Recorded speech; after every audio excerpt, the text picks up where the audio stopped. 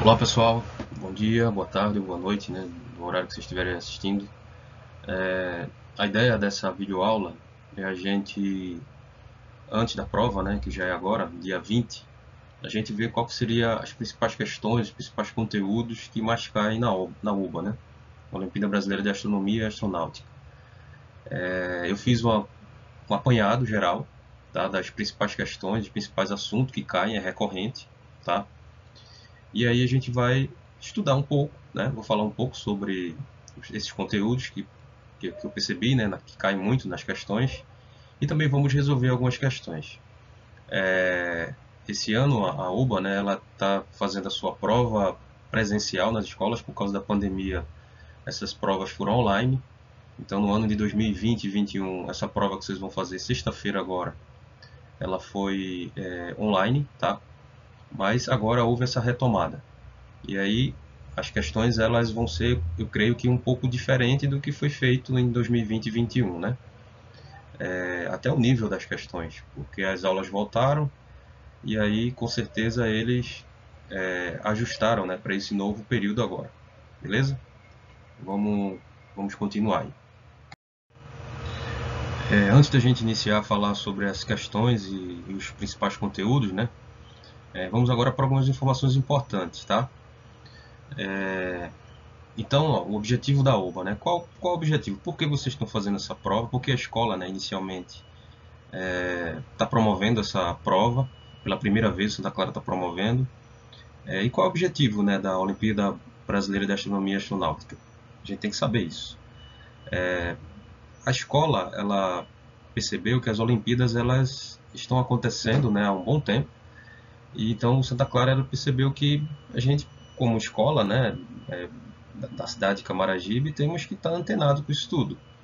Então, esse ano a gente começa como o primeiro ano que participa da OBA, mas a partir de agora, todos os anos teremos a OBA, né, como uma das principais Olimpíadas que os alunos vão participar.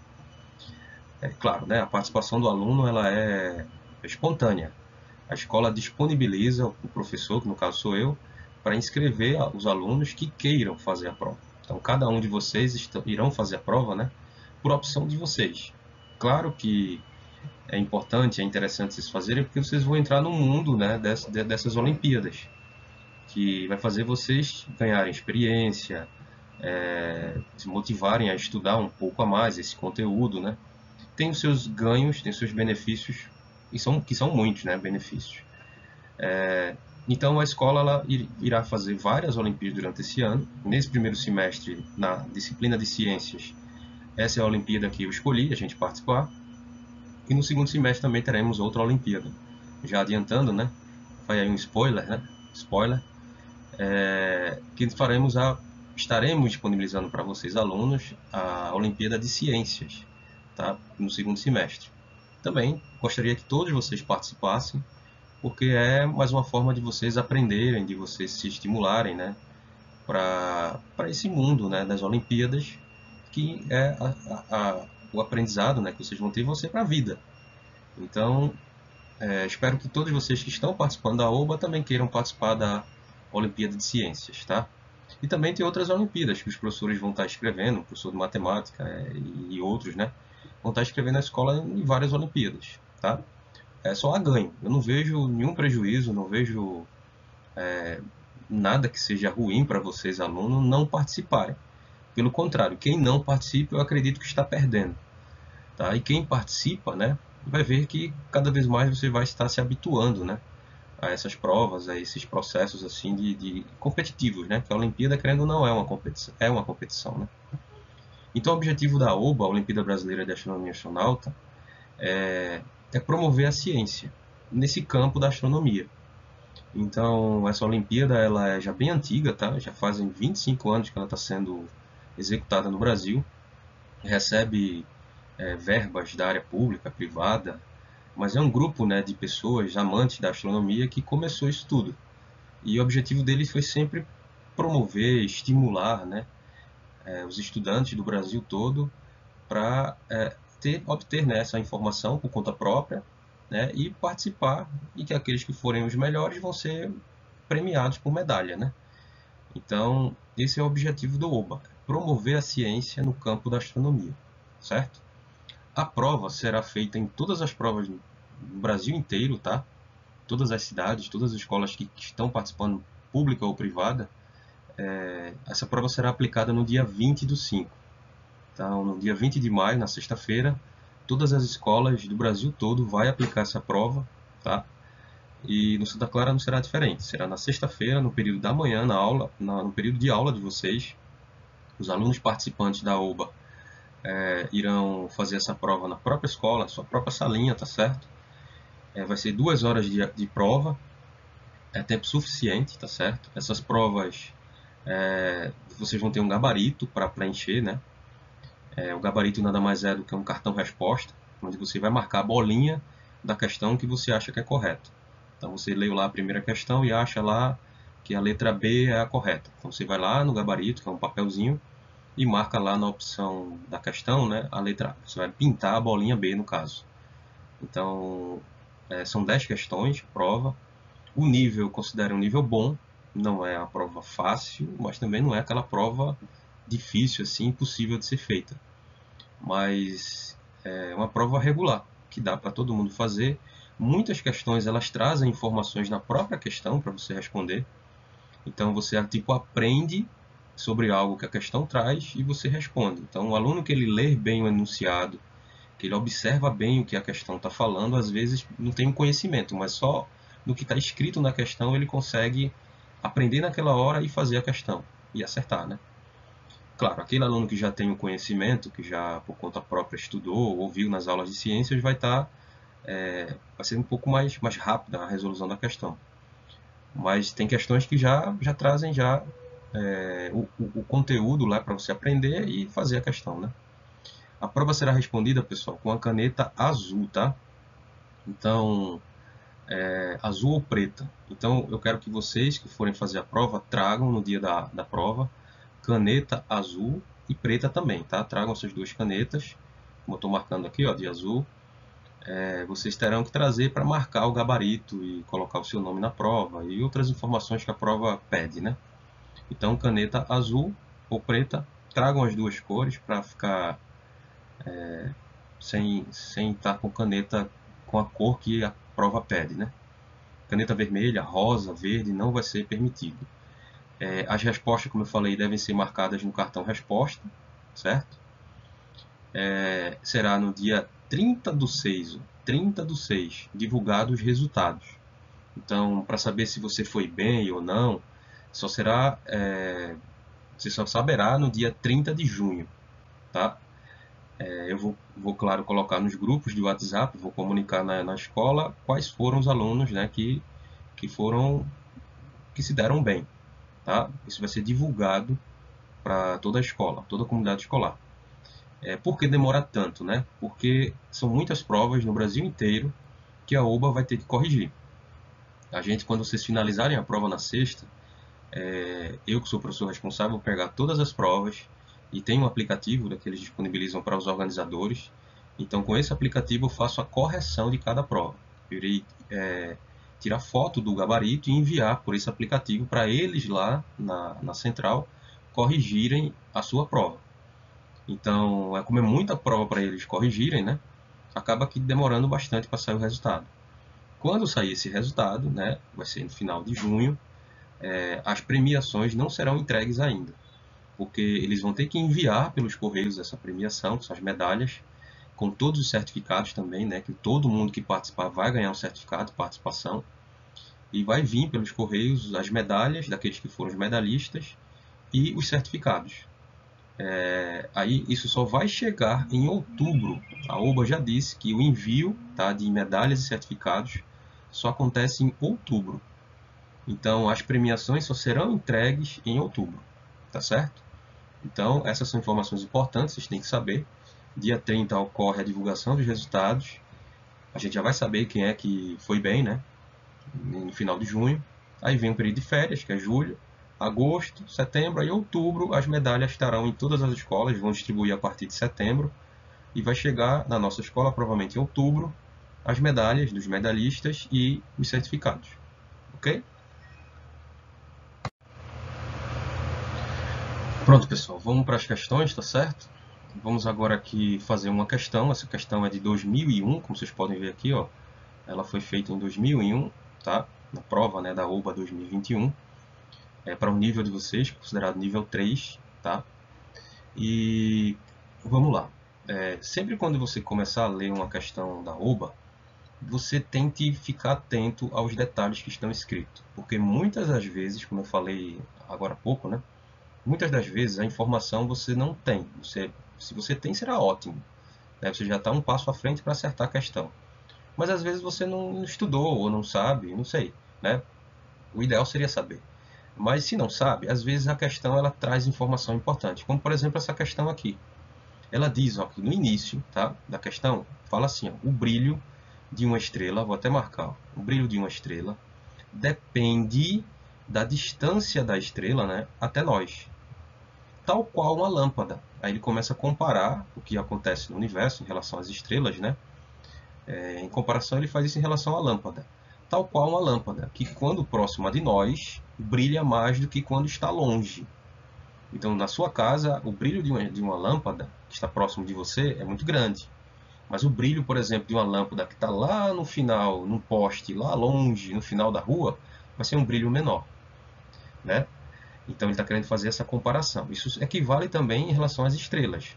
As estrelas que estão próximas da gente, elas conseguem ter um brilho maior, né? Por a questão da distância.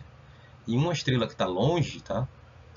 Nós teremos um brilho menor. A gente vê ela pequenininha, um brilho menor, porque está muito distante em relação a gente.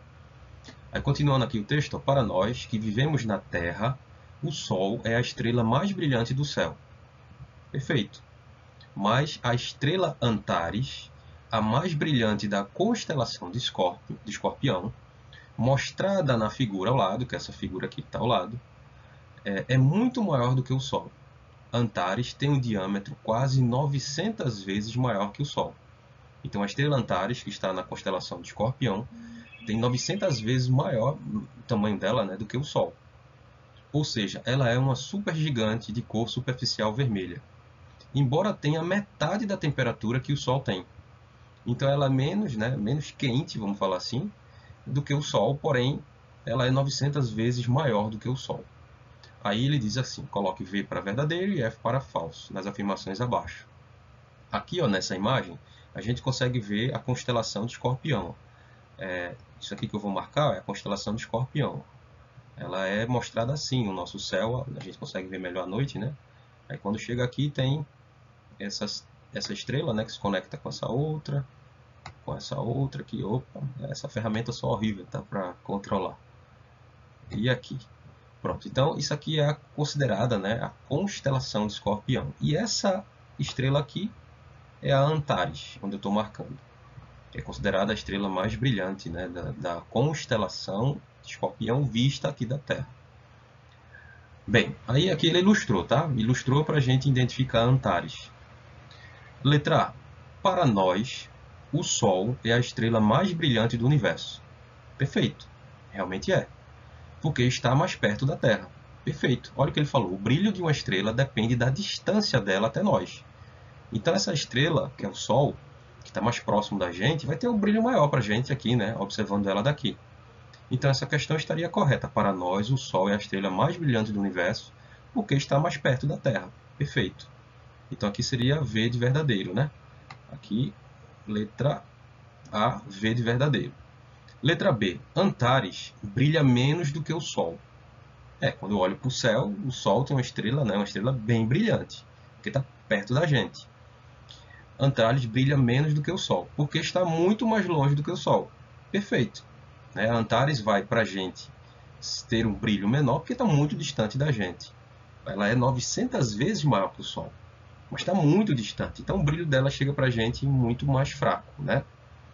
Já o Sol, que está perto, o brilho dele chega bem mais forte. Então a letra B está correta. Letra C. Se Antares estivesse na mesma distância que está o Sol, veja, se a estrela Antares estivesse no mesmo lugar que está o Sol, na mesma distância, tá? Ele seria a mais brilhante do universo para nós que moramos na Terra. Sim, perfeito, porque é 900 vezes maior do que o Sol. Então ele seria uma estrela, se eu colocasse Antares ao lado da estrela que é o Sol, e pelo tamanho dele, e pelo brilho dele em relação a estar aqui onde está o Sol, seria muito maior do que em relação ao brilho do Sol. Então, nesse caso aqui, se Antares estivesse na mesma distância que está o Sol, seria sim, né, a estrela mais brilhante para a gente aqui da Terra. Então, verdadeiro também. Veja que quando a gente fala de brilho, tem a questão da distância. Esse é o detalhe dessa questão, que ele falou logo no início aqui. Ó. O brilho de uma estrela depende da distância dela até nós. D. O Sol brilha mais do que Antares, porque é mais quente e amarelo. Não, não, não. Né? O Sol, para a gente, vai brilhar mais, vai ter um brilho maior, porque está mais perto da gente. Não tem nada a ver com a sua composição. Tá? Não é porque ele é mais quente, amarelo, não. Ele vai brilhar para a gente porque ele está mais perto, né? Do que Antares, no caso. O Sol brilha mais do que Antares porque é mais quente e amarelo. Não. Tem a ver com a distância. O brilho de uma estrela depende da distância dela até a gente. Então, isso aqui estaria o quê? Falso, né? Essa letra D aqui é a resposta falsa. Letra E. Antares brilha menos do que o Sol porque está na constelação de Escorpião e é vermelha. Não. A relação de Antares brilhar menos em relação ao Sol, tá? Não tem a ver com a sua composição, tem a ver com a distância, né? Então, a distância é que vai definir o brilho de uma estrela. Então, aqui estaria também falso essa questão aqui, tá? Essa letra E aqui seria falso também. Então, né, essa questão ficaria verdadeiro, verdadeiro, verdadeiro, falso, falso. Aí, na hora que você for marcar lá o gabarito, você encontraria, né, a resposta lá, que seria essa, verdadeiro, verdadeiro, verdadeiro, falso, falso, e marcaria a bolinha lá que estava correspondente a essa sequência de verdadeiro e falso. Entenderam? Veja, é uma questão da OBA do ano passado, tá? Para o nível de vocês, não é difícil, e o que eu falei, tá? O detalhe está, às vezes, o detalhe tá, está no enunciado. Você se apegar à informação que está lá, né, trazendo lá como uma informação super importante. E aí você, obviamente, na hora de responder verdadeiro ou falso, ficar atento aos detalhes. Tudo bem? Vamos à próxima. Vamos lá, vamos para outra questão. Essa foi a questão 10, tá? Da OBA 2021. Ela fala sobre um cientista, tá? Um astrônomo, um matemático super importante na astronomia, que foi Johannes Kepler, tá? Kepler, tá? Foi o cara que formulou as leis da mecânica celeste. Então, como é que os astros se movem, né? Um em relação ao outro? Por exemplo, os planetas, como é que ocorre a movimentação dos planetas em relação às estrelas? Como ocorre a movimentação dos satélites em relação a um planeta? Então, tudo isso aí, ele foi o cara que estudou, formulou essas leis que foram comprovadas e ficaram como um legado para a ciência, né, na área da astronomia. São 3 leis, tá? A questão ela é focada só na primeira lei. Interessante, como eu falei para vocês, a questão ela explica a lei. Então, a pessoa não sabe, ela vai aprender. E se ela aprender e estar atento, tá, e observar os detalhes, vai conseguir responder a questão. Aí vamos lá. A primeira lei de Kepler, também chamada lei das órbitas, descreve os movimentos dos planetas. Olha o detalhe, o movimento descreve os movimentos dos planetas, luas, que são os satélites naturais, cometas e satélites artificiais. Então essa lei ela vai descrever como ocorre o movimento desses astros, em torno dos astros nas quais orbitam. A primeira lei de Kepler para os planetas diz o seguinte: a órbita de cada planeta é uma elipse, estando o Sol num dos focos, estando a estrela, né, num dos focos.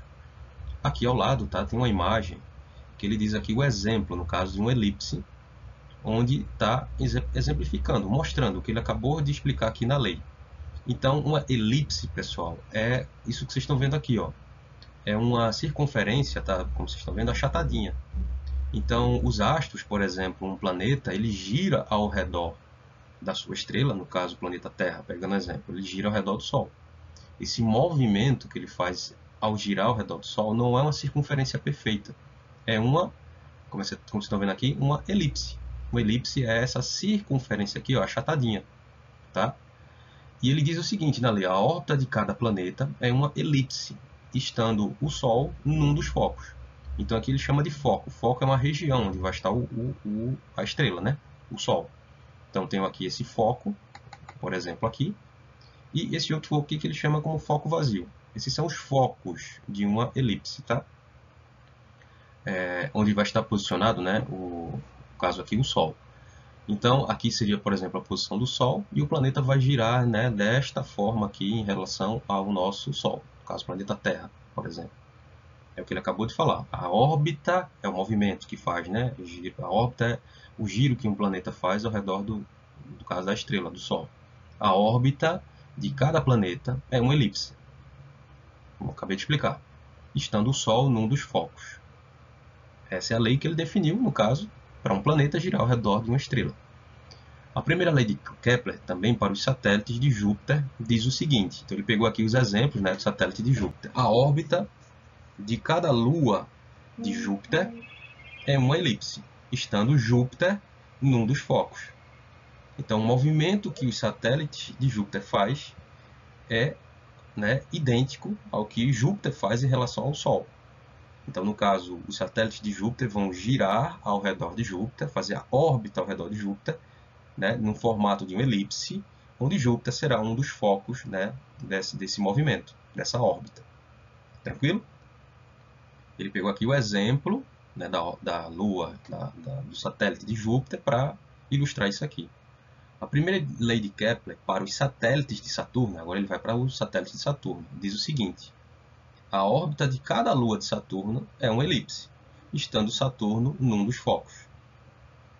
Assinale a expressão correta da primeira lei de Kepler para a Terra e seus satélites artificiais. Aí vamos lá. Letra A. A órbita de cada satélite artificial da Terra é uma elipse, no caso a Lua, né, o nosso satélite. Desculpa, aqui está falando de satélite artificial. Os satélites artificiais não é a Lua, né, é o natural.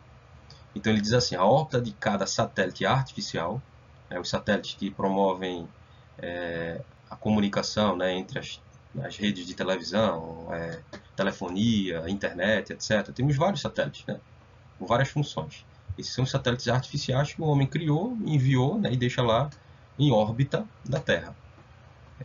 Então ele está querendo perguntar isso. Cada satélite artificial, a órbita de cada satélite artificial da Terra é uma elipse. Sim, perfeito. A lei de Kepler, tá, descreve os movimentos dos planetas, luas, cometas e satélites igualmente. Então, a órbita de cada satélite artificial da Terra é uma elipse, perfeito, estando a Terra num dos focos. Perfeito. Então, isso aqui está correto. Tá? A lei de Kepler ela é a mesma lei aplicada, tá, para, como vocês viram, planetas, luas, cometas e satélites artificiais, né? Onde vai, no caso, o satélite artificial, ele vai realizar uma órbita, né, em forma de elipse ao redor do planeta Terra, onde a Terra é um dos focos. Então, essa mesma ideia ela se aplica-se ao Sol, né, e os planetas que estão girando ao redor do Sol, os planetas e os satélites naturais que estão girando ao redor dos planetas, os planetas e os satélites artificiais que estão girando ao redor dos planetas. Então, tudo isso é uma lei, só muda aí no caso dos astros, né, que a gente está observando. Letra B. A órbita de cada lua de Saturno é uma elipse. Perfeito. Estando Saturno num dos focos. Então, perfeito. Tá? A órbita de cada lua de Saturno é elipse, estando Saturno num dos focos. A órbita de cada lua de Júpiter é uma elipse.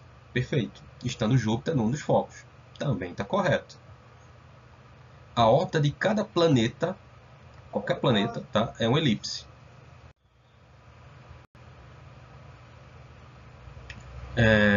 Letra D. A órbita de cada planeta é uma elipse, estando o Sol num dos focos. Perfeito também. Tá? Segue a mesma ideia da primeira lei de Kepler. Agora vem a letra E. Os satélites artificiais não obedecem à primeira lei de Kepler. Olha aqui em cima, quando fala aqui. Estou marcando aqui em cima. As leis, na primeira lei de Kepler, né, também chamada lei de órbita, descreve os movimentos dos planetas, luas, cometas e satélites artificiais. Aqui a questão está dizendo, os satélites artificiais não obedecem à primeira lei de Kepler. Está errado, né? Obedece sim. Então isso aqui seria a opção falsa, ok? Veja, como eu falei, caramba, eu nunca ouvi falar de Kepler, não sei quem é o cara, tal. Agora você sabe, né? Que você agora vai fazer a prova sabendo quem foi Kepler. E a primeira lei dele você está sabendo. Nunca escutei falar. E agora, como é que fazer essa questão? A própria questão lhe dá informações muito importantes. Só é você, no caso, estar atento, ler devagarinho, tá? Observar bem. A OBA é uma prova que tem que ser feita com calma, com paciência, lendo, relendo, observando, analisando, tá certo? Então essa questão aqui foi isso, tá bom? Vamos para a próxima. Vamos lá. Essa aqui é uma questão da OBA 2021, questão 12, tá? O enunciado diz assim: o tempo, que é chamado de período, para a Terra dar uma volta ao redor do Sol, medido em relação às estrelas, né, dura 365 dias, 365,2564 dias. Isso é chamado de o ano sideral. Mas, de fato, usamos o ano tropical para manter constante o início das estações do ano. O ano tropical dura aproximadamente 365,25 dias. Porém, na folhinha, que é o calendário, né, só temos 365 dias. Esse vírgula 25 aí, ele some, né, no calendário. Logo, a cada ano sobra um quarto, que é 0,25, né, de um dia. Então, a cada 4 anos se adiciona um dia a este ano, e ele é chamado de ano bissexto. É a história aqui, a questão querendo falar da história do ano bissexto, né? É um ano que a gente sabe que tem um dia a mais. Vai ter 366 dias, né, no ano bissexto. O nome já diz, ó, bissexto. É 2, 6, né? Então, bissexto, 366 dias vai ter esse ano, tá? O ano bissexto. E esse ano ele vem a ter um dia a mais, o ano bissexto, né? Por causa desse acúmulo de 0,25, né, de um dia, que não é colocado nesses calendários que a gente usa. Né? O calendário ele tem 365 dias, quando o ano não é bissexto, mas quando o ano é bissexto vai ter 366 dias. Porque houve o quê? Um acréscimo, né, desse 0,5, um quarto de dia, que não foi usado nos anos bissexto, e quando acumula e dá mais um dia, se coloca esse um dia a mais no ano bissexto. Essa historinha eu acho que vocês já sabem, porque já foi até falado em aula, né? Aí vamos lá. Sendo 2020, um ano bissexto, assinale a alternativa correta em cada item. Letra A. Fevereiro, março. Em que mês se adiciona um dia quando o ano é bissexto? Acho que isso todo mundo sabe, né? Esse dia a mais é colocado no mês de fevereiro. Então, no caso aqui, eu iria marcar, né, a opção aqui, fevereiro. Fevereiro é esse mês que no ano bissexto acrescenta-se mais um dia, tá certo? Letra B.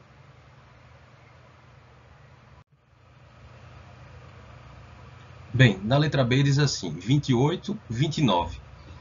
Quantos dias passa a ter esse mês quando recebe um dia extra? Então, no caso, tá, o mês de fevereiro, ele tem, sem ser bissexto, ele tem 28 dias. Então, é um mês que tem uma quantidade bem menor de dias, né? O mês de fevereiro, sem ser bissexto. É 28 dias, a quantidade máxima, né? O último dia do mês de fevereiro é o dia 28, sem ser um ano bissexto. Quando é um ano bissexto, o que acontece? Acrescenta-se um dia a mais em fevereiro. Então, ele passa a ter o quê? 29 dias. Então, o mês de fevereiro, quando ele recebe, né, esse dia a mais, ele passa a ter 29 dias no ano bissexto. Ok? Letra C. 2024, 2025. Quando será o próximo ano bissexto? Ora, ele acabou de falar aqui, ó, 2020 foi um ano bissexto. Então lá já houve, né, no mês de fevereiro, 29 dias. Ano bissexto, 2020. 2021 não é bissexto. 2022, 2021 não é bissexto. 2022 também não vai ser bissexto. E não é, né? Estamos em 2022 que não é. 2023 também não é bissexto. Agora, quando chegar 2024, aí teremos sim, né, um ano bissexto. Então, no caso aqui, letra C seria aqui 2024 o X que eu iria marcar. Então, 2024 será um ano bissexto. O último foi 2020 e na sequência, né, acumulando, né, as frações de dias que não se usa, o 0,5, que é um quarto. Quando chegar depois de 4 anos, teremos um ano bissexto. Letra D. 365, 366. Quantos dias tem o ano bissexto? Olha lá, bi quer dizer 2. Sexto tem a ver com 6, né? Ano bissexto. Vai ter 2, 6. 366. Então, seria essa aqui a opção, né, que um ano bissexto tem. Letra E. É sim, não. O ano de 2037 será um ano bissexto? Eita, e agora, né? Como é que faz? Ora, se você tiver paciência, né? E você vai ter que ter, porque é a prova. Se você sabe que 2024 é um ano bissexto, né? Pelo cálculo que fez, 2020 é bissexto, 2024 é bissexto, você vai, né, fazendo os cálculos. Então, 2028 seria bissexto, 2032, né? 28, 9, 30, 31, 32, bissexto. E 2036 seria bissexto. Aí o próximo ano bissexto seria quanto? Não seria 2037, tá? Então, nesse caso aqui, 2037 não será, né, um ano bissexto. Ok? Uma outra informação assim que você já deve ter percebido quando eu fui calculando aqui é que todo ano bissexto é um ano par, né? Então, se o ano aqui é 2037, 7 é ímpar, então 2037 é ímpar. Então, de cara, não precisava nem calcular. Eu já iria observar, opa, um número ímpar aqui, um ano ímpar, né? Então, se o ano é ímpar, ele não pode ser bissexto, porque os anos bissextos são anos pares, ok? Então, eu já poderia aqui marcar direto, né, se eu tivesse essa informação. Então, você sabe a partir de hoje que um ano bissexto ele não pode ser ímpar, ele será um ano par. Agora, né, de quando em quando, aí você tem que ir calculando, tá certo? De 4 em 4 anos.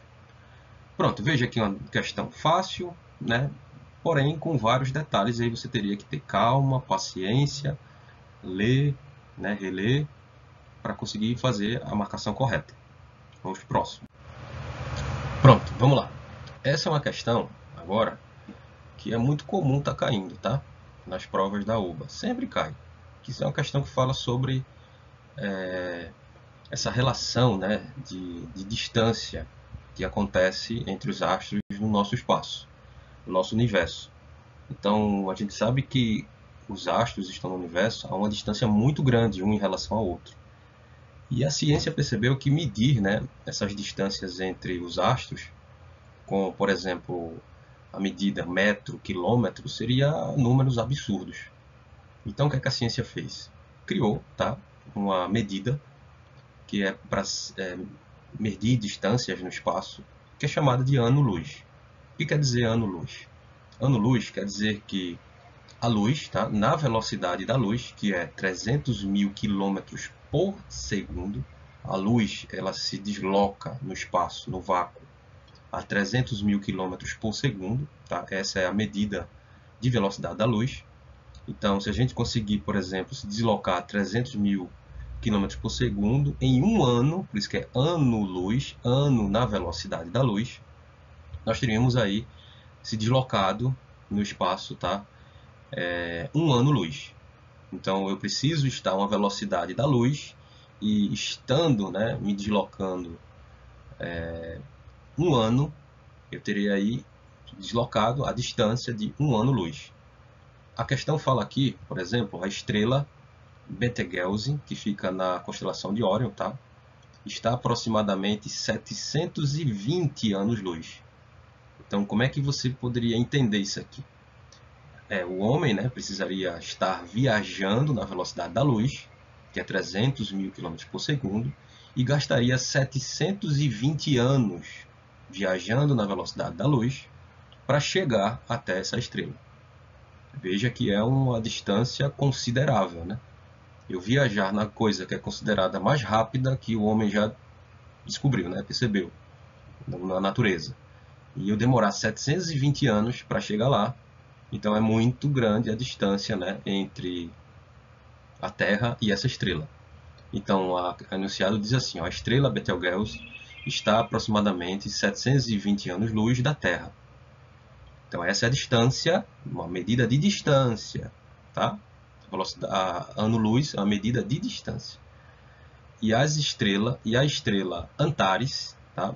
Antares fica na constelação de Escorpião. A estrela Antares está a aproximadamente 605 anos-luz da Terra. Ambas são supergigantes vermelhas com diâmetro aproximadamente 900 vezes maior do que o Sol. Antares tem temperatura superficial de 3.500 Kelvin e Betelgeuse é 100 Kelvin, mais quente do que Antares e brilha mais. Aí ele falou aqui, né, sobre as distâncias das estrelas, o brilho, né, esse detalhe aqui, ó, super interessante, tá? Antares brilha mais, as distâncias são informações importantes. Então, por exemplo, 720 anos-luz está Betelgeuse e 65 anos-luz em relação à Terra, tá? Está Antares. Essas são as distâncias. A gente considera o quê? Essa estrela aqui, Betelgeuse, está muito mais distante da Terra do que Antares. Antares está mais próximo da Terra, certo? Por essa distância, medida de distância. Ano-luz é uma medida de distância espacial, tá? 105 anos-luz. Coloque V para verdadeiro e F na frente de cada afirmação abaixo. Letra A. As estrelas Antares e Betelgeuse pertencem à mesma constelação de Órion. Não, tá? Essa informação que você precisaria ter. Eu já estou te falando, né? Desde o começo eu já falei. Mas elas estão em constelações diferentes, tá? Antares está na constelação de Escorpião e Betelgeuse está na constelação de Órion, tá? Então, nesse caso aqui, a resposta aqui estaria falsa, tá certo? O enunciado não tem essa informação, você teria que saber. São estrelas bem famosas, né? Uma rápida leitura de alguma página de internet ou de algum vídeo, tá? Você vê algum vídeo sobre constelações, você iria de fato logo aprender, porque a constelação de Órion é considerada uma das mais famosas e tal, né? E a estrela, né? Destaque seria Betelgeuse. Letra B. Se virmos hoje, Betelgeuse explodiu numa só. Se virmos hoje que Betelgeuse explodiu numa supernova, de fato ela explodiu há 720 anos. Isso aqui é verdadeiro ou é falso?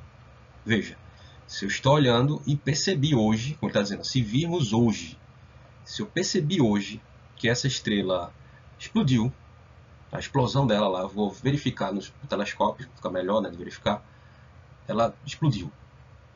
Essa explosão aconteceu em 2022. Veja, se essa estrela está a 720 anos de distância, né, a 720 anos-luz, né, 720 anos estando na velocidade, né, da luz no deslocamento até ela, a gente não pode achar que o que está acontecendo agora, o que eu estou vendo agora, é nesse momento. Não. O que está acontecendo agora, né, veio, né, aquilo que eu estou vendo, observando, se passou 720 anos. Então, quando a gente olha, isso vai uma informação, né, a resposta aqui vocês já sabem, né? No caso aqui, quando ele diz, se virmos hoje Betelgeuse explodindo numa supernova, de fato ela explodiu há 720 anos. Está correto. Aqui seria verdadeiro, né? Vou até colocar aqui para não esquecer. Mas eu acho que vocês já viram ou escutaram alguém falar, ou em filme, em vídeo, etc., de que quando você olha para o céu, tá? As estrelas que você olha para o céu, vocês não estão vendo o presente delas, você está vendo o passado das estrelas. Como assim? Pois é, aquilo dali que você está vendo está acontecendo, né? O que chegou até você Mas aquilo ali está acontecendo a uma distância muito grande. Então, a 720 anos-luz, por exemplo, se acontecesse a explosão de Betelgeuse. Então, nesse caso aí, eu não estou vendo o presente daquela estrela. Eu estou vendo o passado daquela estrela. Tá? O presente dela é só lá. 720 anos-luz tem que estar lá para ver realmente, de fato, o que está acontecendo. Então, nesse caso aqui, ó, ela se explodir e eu ver hoje a explosão, que não está acontecendo agora. Aquilo aconteceu há 720 anos atrás. E aquela luz, daquela forma, naquele fenômeno, chegou para mim agora. Mas isso aconteceu já há 720 anos. No caso aqui, né, supondo que aconteceu isso, né? C. Se Antares e Betelgeuse explodirem em supernovas no mesmo instante, vai nos aparecer que Antares explodiu primeiro.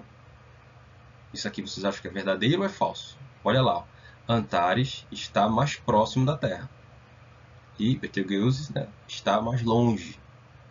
Então, no caso, se algum fenômeno que aconteça e a gente ver agora aqui em relação a Antares e Betelgeuse, então quer dizer que Antares, né, esse evento aconteceu para a gente ver ele aqui, aconteceu primeiro.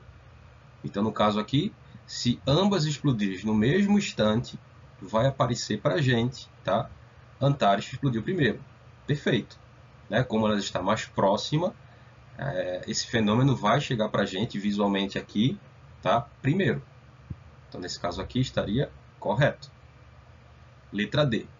A luz que chega de Betelgeuse saiu dela há 720 anos. Perfeito. Né? O que eu estou vendo daqui em relação a Betelgeuse aconteceu há 720 anos no passado. Né? Então, a luz que chega de Betelgeuse saiu de lá, né, da estrela, há 720 anos. Viajou no espaço 720 anos na velocidade da luz e chegou até aqui essa luz, né, que eu estou vendo ela. Então, isso aqui, no caso, estaria correto também. A luz emitida por Antares e Betelgeuse chegam instantaneamente na Terra. Não. Quem é que está mais perto? Antares. Então, a luz que é emitida lá na estrela de Antares chega primeiro na Terra e depois chega, né, Betelgeuse, porque está mais distante.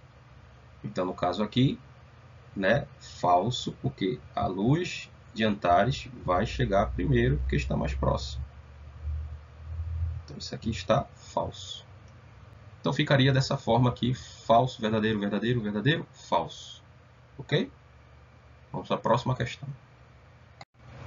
Vamos lá. Aqui mais uma questão que fala sobre brilho, tá? É muito comum cair essas questões de brilho e tal na UBA. Essa é uma questão de 2020, como você está vendo aqui, ó. É da UBA lá 2020. A questão é relativamente fácil, tá? Vamos lá. O Sol é o único astro do sistema solar que tem luz própria. Perfeito. É uma estrela, né? Então, somente as estrelas emitem luz própria. Os planetas não emitem, refletem a luz, né? Então, no caso aqui, o Sol é o único astro do sistema solar que tem luz própria. Todos os demais refletem a luz dele. Perfeito. Coloque F para falso ou verdadeiro nas afirmações abaixo. Letra A. O Sol, visto da Terra ou de Marte, tanto faz, ou Terra ou Marte, tem o mesmo brilho. Não, né? A distância do Sol para a Terra é uma. A distância do Sol para Marte é outra. E a distância, pessoal, interfere no brilho de uma estrela quando você está observando ela. Então, se eu estou na Terra e olho para o Sol, vai ter um brilho. Se eu estou em Marte, olho para o Sol, vai ter outra sensação de brilho. Vai ser diferente. Não é o mesmo brilho. Não pode ser. Estamos a distâncias diferentes do Sol. É a mesma coisa. Você liga uma lâmpada. No seu quarto, você olha, tem um brilho. Se você está lá na sala e conseguir ver o brilho da lâmpada que você ligou no seu quarto, se você conseguir ver, vai ter outra sensação de brilho. Vai ser menos intenso, provavelmente. Então, no caso aqui, seria falso, né? Não terá o mesmo brilho, por causa da distância dos astros Terra e Marte em relação ao Sol. O Sol é o astro mais brilhante do céu, porque é a maior estrela do universo. Nada a ver, né? O Sol é considerado uma estrela de quinta grandeza, é considerado uma estrela pequena em relação a muitas outras estrelas por aí. Tem estrelas que têm um tamanho 10.000 vezes maior que o Sol, 100.000 vezes. O Sol não é, com certeza, né? Você vai marcar aqui como falso, mas ele não é a mais brilhante, né, de todo o universo.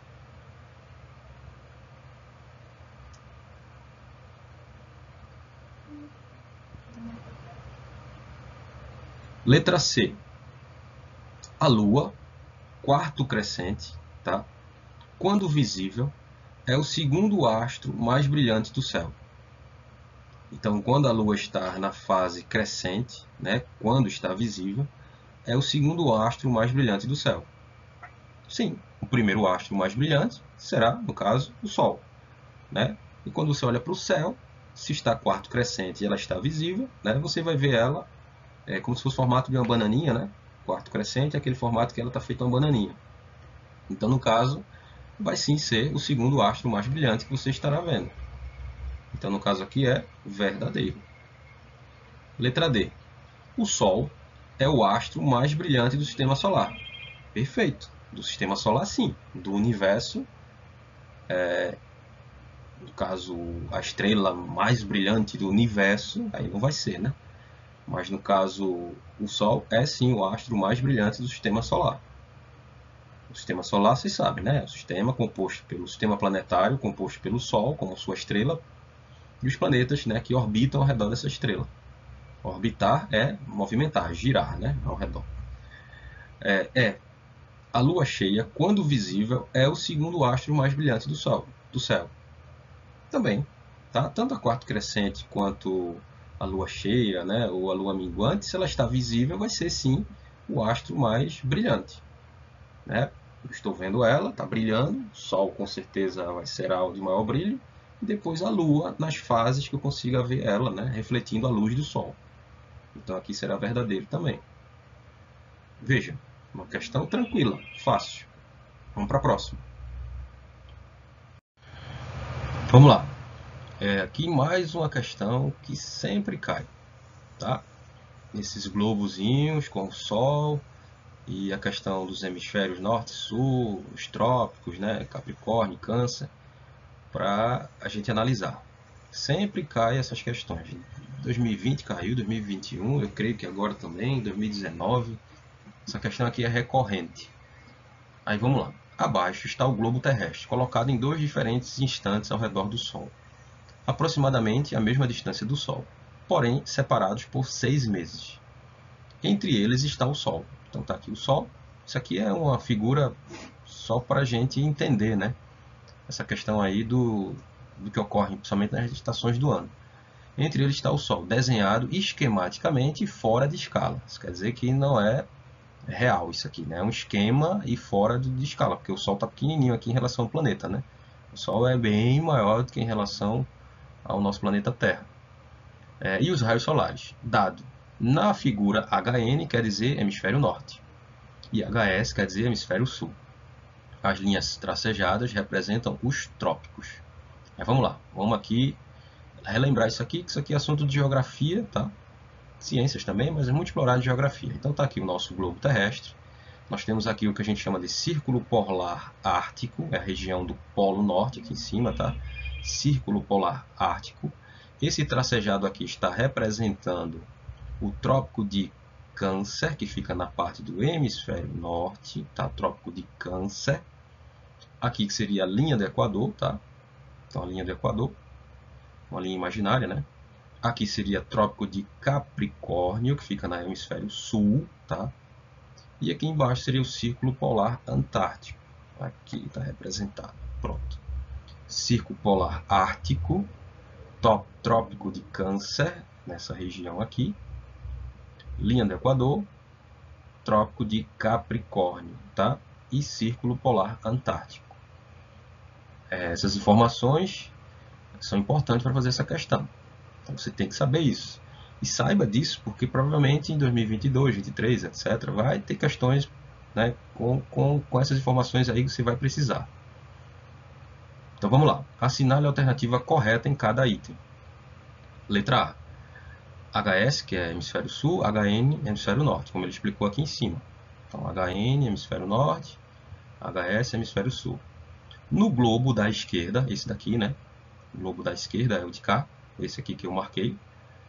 Então, no globo da esquerda, qual hemisfério está menos ensolarado? Está aqui o Sol. A gente sabe que o planeta Terra, o eixo, né, imaginário dele, do planeta Terra, nosso planeta não está perfeito, ele está inclinado, né, o eixo tem uma inclinação, tá? E por essa inclinação, partes do planeta vai receber mais insolação, né, a incidência de raios solares, e outra parte menos. Então ele está querendo perguntar aqui, no hemisfério sul ou norte, no globo da esquerda, qual que está recebendo menos, está sendo menos ensolarado, né? Aí a gente poderia observar aqui esses raios solares, ó, só era observar um pouco aqui, ó. Então o hemisfério sul aqui está recebendo 1, 2, 3, 4, 5, 6, 7 setinhas, né? 7 setinhas aqui apontando para o hemisfério sul. E o hemisfério norte só tem 1, 2, 3, 4 setinhas. Então a insolação, as setinhas já estão nos ajudando bastante aqui. A insolação, né, nesse caso aqui, os raios solares estão incidindo mais no hemisfério sul. Então marcaria aqui hemisfério sul. Tá? Então as setinhas aqui já ia me ajudar bastante, né, em relação ao que eu estou vendo. Se não tivesse a setinha, eu iria saber sim que seria no hemisfério sul. Que nessa situação, tá? O planeta nessas condições aqui seria o hemisfério sul que iria receber o maior insolação. Letra B. O trópico de Capricórnio fica no hemisfério norte ou sul? Então tanto faz, ou aqui, né? Ele está querendo perguntar, trópico de Capricórnio fica onde? A gente sabe que o trópico de Capricórnio fica no hemisfério sul. Então aqui seria marcado HS, hemisfério sul. Trópico de Câncer fica no hemisfério norte ou hemisfério sul? Então, trópico de Câncer fica onde? No hemisfério norte, tá? Então, teria que marcar aqui HN, hemisfério norte. Certo? Aí, veja, tem que saber essa informação. Se não sabe, aí vai, né, ter dificuldade aqui, vai ter que chutar, porque você não sabe. Mas agora você sabe. Hemisfério norte, nós vamos ter o trópico de Câncer, e hemisfério sul, trópico de Capricórnio. Está sendo representado aqui por essas setinhas que eu fiz, certo? Aí, letra D. Verão, inverno. No globo da esquerda, qual a estação do ano no hemisfério sul? Aqui embaixo, hemisfério sul. Que estação do ano está ocorrendo aqui? Aí veja, né? É verão ou é inverno? A gente sabe que verão, quando ocorre o verão, tá? Estará ocorrendo o que no planeta? Uma alta incidência de raios solares. Então vai estar, né, com o hemisfério recebendo bastante insolação. Então, no caso, qual é o hemisfério aqui que está recebendo maior insolação? O da esquerda. Ele está falando aqui, no globo da esquerda, qual a estação do ano do hemisfério sul? Então, aqui, ó, no hemisfério sul, que seria esse aqui, HS, está recebendo uma incidência muito grande de sol. Então, isso aqui vai caracterizar que nessa região aqui do hemisfério sul vai estar tendo o quê? Muito sol, verão. Tá? E no caso, ele diz aqui, no globo da direita, no caso esse aqui, ó, esse globo aqui. No globo da direita, esse aqui. Qual é a estação do ano que está ocorrendo no hemisfério norte? Hemisfério norte. O hemisfério norte está aqui, ó. Nesse hemisfério norte aqui, qual a estação do ano que está ocorrendo? Verão ou inverno? Aí nós temos que observar a insolação. A grande quantidade de insolação vai definir a estação do ano. Então, no caso, ó, olha só, se eu for analisar as setinhas, tenho 1, 2, 3, 4, 5, 6, 7, 8. 8 setas indicando, ó, a incidência solar no hemisfério norte. Então, o hemisfério norte está recebendo a maior insolação em relação ao hemisfério sul. Então, aqui no hemisfério norte, bastante quantidade de raios solares, né? Vai ser o quê? Verão. Então, no caso, no hemisfério norte, ali, tá? Naquele globo, nós vamos ter, né, aqui a estação do ano, verão. Tá certo? Hemisfério norte e verão. Ok? A questão também não é difícil, mas você teria que saber a estrutura, né? Onde fica o trópico de Câncer, que você sabe que fica na região do hemisfério norte, e o trópico de Capricórnio, que fica na região do hemisfério sul. Ok? Beleza, vamos para o próximo. Vamos lá. Agora nós temos duas questões, tá? relacionados à astronáutica. As primeiras questões que a gente respondeu foi relacionadas à astronomia, tá? E agora são questões relacionadas à astronáutica. Quando a gente fala questões relacionadas à astronáutica, é o quê? Tem a ver com as sondas espaciais, com os robôs, né, que estão aí nos planetas, por exemplo, Marte, que essa questão traz essa informação. Tudo os telescópios, tá? Todos são informações relacionadas a isso, tá? Ao que foi criado, né, de robôs, naves espaciais, etc., a estação espacial, pelo homem, né, tudo criado pelo homem que tem relação com o espaço. Então a gente chama de astronáutica essas questões. A OBA, ela traz duas questões, tá, de astronáutica e 8 questões de astronomia. Agora vamos ver duas questões agora de astronáutica. Bem, questão 25 da OBA de 2021. Veja que interessante essa questão. Ela traz todas as informações necessárias para responder as questões aqui embaixo, de A a E. Né? Colocar V ou F. Tudo está no texto. Então, mais uma vez eu falo para vocês, leiam com paciência, com atenção. Tá? Os textos são um pouquinho grandinhos, mas você tem que ler com paciência, com atenção, com concentração, marcando as coisas importantes, porque as perguntas lá embaixo têm relação com o que está escrito, tá? Na questão. Muitas questões vão ser assim. Em 12 de abril de 1961, os soviéticos colocaram Yuri Gagarin em órbita da Terra. Yuri Gagarin foi o primeiro astronauta a sair do planeta Terra e ir para o espaço, tá? Um russo, um soviético, né? Hoje é russo. Em 12 de abril de 1961, 12 de abril, vou marcar aqui. Sempre façam isso na prova, é importante. Em 12 de abril de 1961, os soviéticos colocaram Yuri Gagarin em órbita da Terra. 4 meses depois, enquanto Gagarin visitava o Brasil, o presidente da época, Jânio Quadros, criou o que se tornaria o Programa Espacial Brasileiro. Beleza. Até maio de 2021, já foram enviados, até maio de 21, já foram enviadas 49 espaçonaves não tripuladas a Marte. Não tripuladas sem tripulação, né? Sem seres humanos. São naves robotizadas. A atmosfera de Marte apresenta baixa densidade, 95% de dióxido de carbono, 0,2% de oxigênio e temperatura média de 63 graus Celsius negativos. É bem frio lá, né? Desde fevereiro de 2021, o Jeep robô americano Perseverance se encontra na superfície marciana, desde fevereiro de 21. O Jeep robô americano Perseverance se encontra na superfície de Marte, né, marciana. E em maio foi a vez do Jeep robô chinês Zhurong, né, pousar em Marte. Chinês, tá? A partir das informações acima, coloque V para falso ou V para verdadeiro, nas afirmações abaixo. Letra A. O início do Programa Espacial Brasileiro coincidiu com o ano da visita de Gagarin ao Brasil. Olha, essa informação está lá no começo. Em 12 de abril de 61, então foi no ano de 61, né? Os soviéticos enviaram Yuri Gagarin. 4 meses depois, então abril, 4 meses depois, então abril, aí, depois de abril, né? Maio, junho, julho, agosto. Então em agosto, tá? De 1961, o então presidente Jânio Quadros criou o que se tornaria o Programa Espacial Brasileiro. Ele está dizendo aqui na letra A, o início do Programa Espacial Brasileiro coincidiu com o ano, sim, foi 1961, da visita de Gagarin ao Brasil. Correto. Então aqui está verdadeiro. O texto me fala isso. Que Yuri Gagarin foi ao espaço em 61, 4 meses depois, quando estava visitando aqui o Brasil, né, foi criado o Programa Espacial Brasileiro. Perfeito, 1961. Letra B. No dia 12 de abril de 2021, celebrou-se 70 anos do voo de Yuri Gagarin ao espaço. 70 anos de 2021 desse voo. O voo aconteceu em 12 de abril de 61. Aí é só calcular, né? De 61 para 2021, a gente tem quantos anos? Né? Aí vamos lá. 1961, aí 71, 10 anos passaram.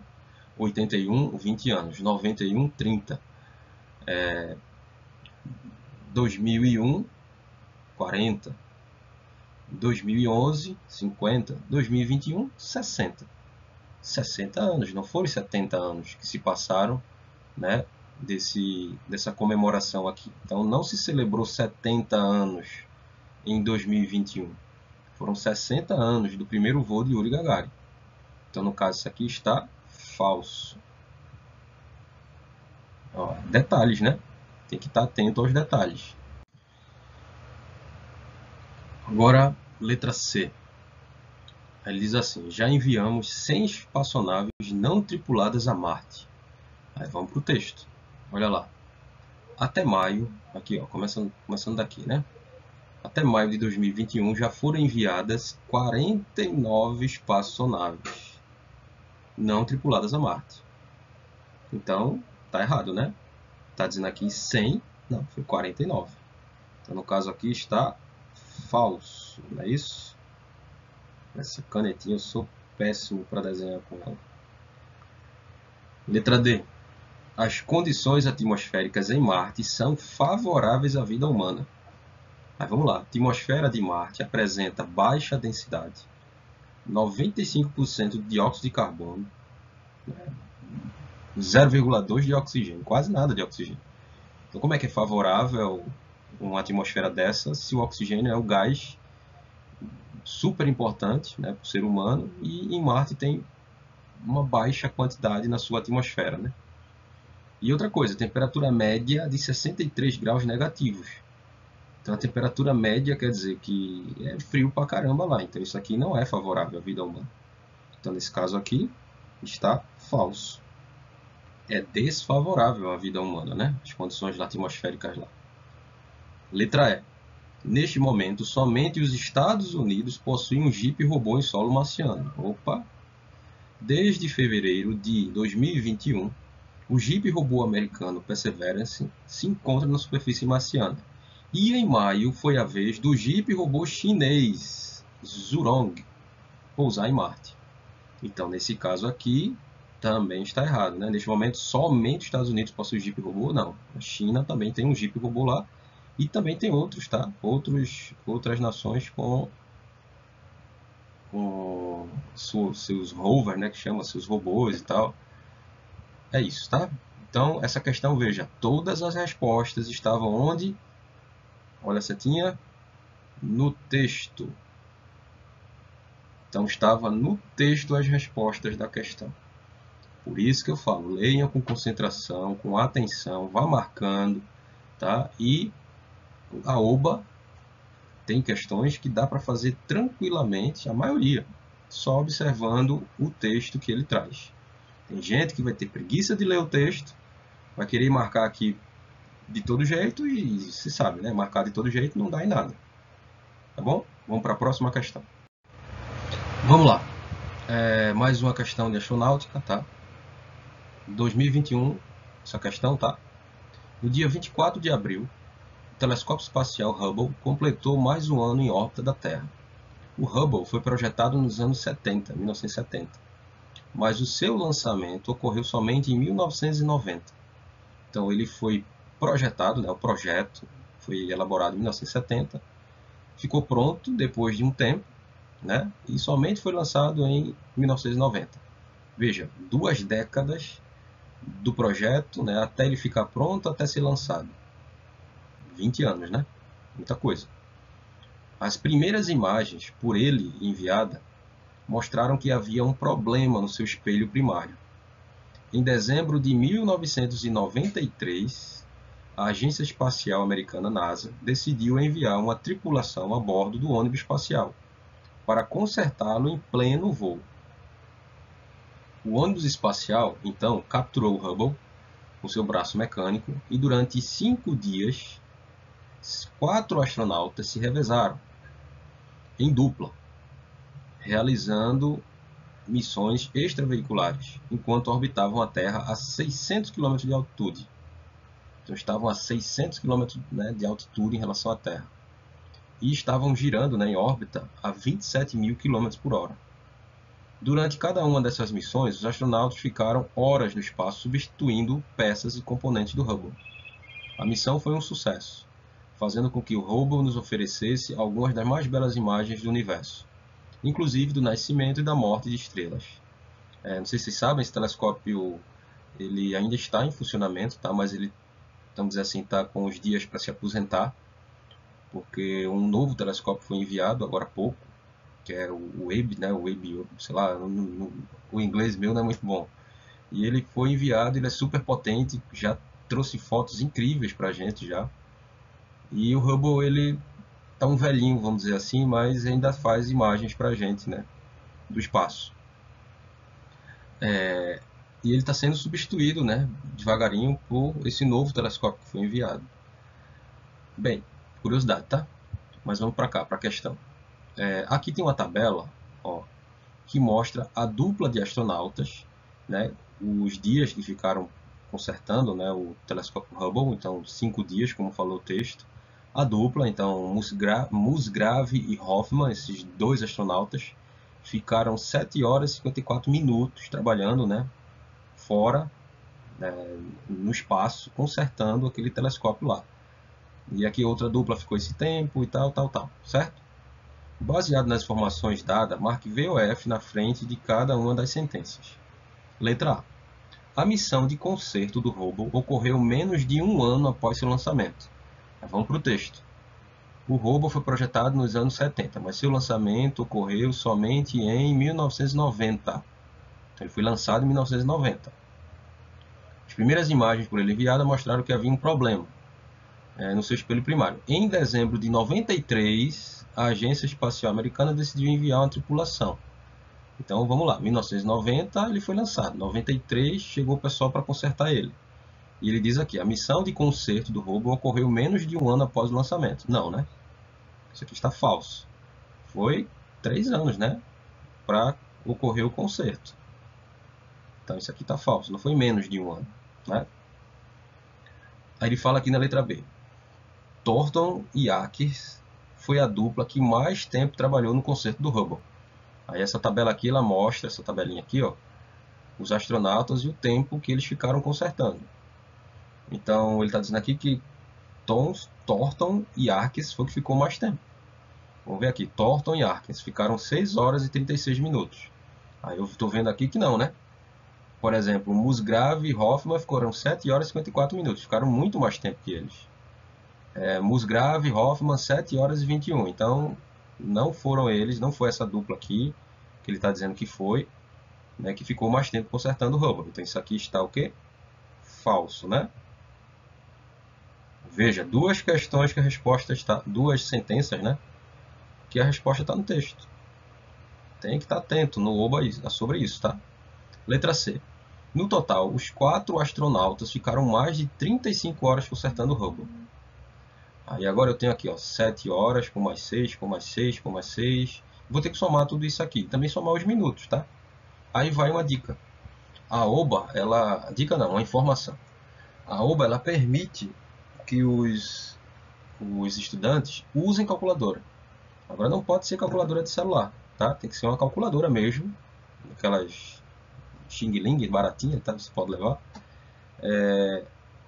Para você fazer os cálculos. Estou aqui na minha mão com a calculadora e eu vou agora somar ali as horas e tudo, os minutos, para ver se realmente dá mais de 35 horas. Se der, eu posso marcar como correto. Se der menos, aí vai ser falso. Então, no dia da prova, que será sexta-feira, podem trazer calculadora, tá? Para usar. A OBA permite o uso de calculadora para fazer esses cálculos rápidos. Até porque o objetivo, né, é vocês serem avaliados, né, pelos conhecimentos de astronomia e astronáutica, não é de matemática, né? A matemática ela vem como um recurso ali para responder as questões. Mas vamos lá, eu vou primeiro somar os minutos, porque depois eu vou transformar os minutos em hora. Então eu tenho 54 minutos ali, ó, nessa primeira aqui foram 7 horas e 54 minutos. Então 54 minutos mais 36 minutos aqui, mais 47 minutos, mais 50 minutos. Estou usando a calculadora aqui, tá? Mais 21 minutos. Isso deu 208 minutos. Transformando 208 minutos em hora, é só dividir 208 por 60. Então, 208 minutos dividido por 60, cada hora tem 60 minutos, por isso que é 60, dá 3,46 horas. Então, vou colocar aqui, arredondar para 3,4 horas somente de minutos, né, que eu somei aqui. Agora eu vou somar com as horas. Aí, deu 3,46, 3,4, mais os minutos, né? Mais 7 horas, mais 6 horas, mais 6 horas de novo aqui, e mais 6 horas aqui de novo, e mais 7 horas aqui, essa dupla. Deu 35 horas e 40 minutos. Então, eles ficaram mais de 35 horas. Nesse caso aqui, ele está falando correto. No total, os 4 astronautas ficaram mais de 35 horas. Perfeito. Mais de 35 horas, verdadeiro. Ok? Então, é só somar aqui, ó. Agora, claro, né? Você teria que somar os minutos, aí transformar os minutos em hora e somar as horas, colocando nessa transformação que você fez de minuto para hora. Agora a letra D. Enquanto consertavam o Hubble, os astronautas giravam em torno da Terra a 27.000 km por hora. Essa era a velocidade que eles estavam girando, né, em órbita na nave espacial, né, e fora dela, lá consertando o Hubble. Isso é verdade? Vamos ver aqui, ó, tem a parte do texto que fala sobre isso. Os 4 astronautas se revezaram em dupla realizando missões extraveiculares, enquanto orbitavam a Terra a 600 km de altitude. Altitude é a altura, né? Estavam a 600 km de altura do chão da Terra até o espaço, né? E a 27.000 km por hora. Então estavam orbitando a essa velocidade aqui, ó, 27.000 km por hora. E bateu com a questão, né? Estavam consertando o Hubble, o astronauta girava em torno da Terra 27.000 km. Perfeito, verdadeiro. Letra E. O Hubble está em órbita a 27.000 km de altitude. Opa, eu já vi que isso aqui está errado. A altitude que o Hubble está é de 27.000 km? Não, né? Olha aqui, ó. A 600 km de altitude. Então, o Hubble, né, e a nave espacial que estava consertando lá, e os astronautas também, estavam a 600 km de altitude, e não a 27.000 km de altitude. Essa informação aqui está errada. Altitude, altitude. Então, no caso aqui, está falso. Ok? Então, mais uma questão. Poxa, eu sou péssimo com a canetinha. Tenho que fazer um curso de como usar essas canetinhas aqui do PowerPoint. Pronto. Então, tranquilo. Todas as informações estavam onde? No texto. De novo, mais uma questão. Bem, pessoal, essas foram as questões que eu separei para a gente fazer, né, como uma revisão pré-prova.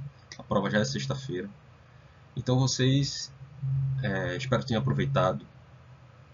Não há nada que vocês se desesperarem. Vocês viram que muitas das informações estão na própria prova.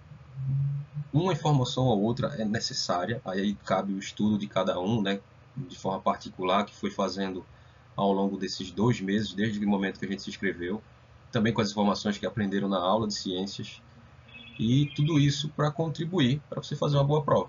E claro, né, conseguir uma medalha, porque todo mundo quer uma medalha da OBA, né? Você vai ficar aí registrado da sua vida como um medalhista da OBA, e isso é super legal, tá? Você pode contar essa história aí lá na frente, velhinho, e você participou da OBA 2022 e foi um dos medalhistas, um dos poucos, né, do Brasil inteiro que conseguiu a medalha. Isso é muito bom, muito legal. Então,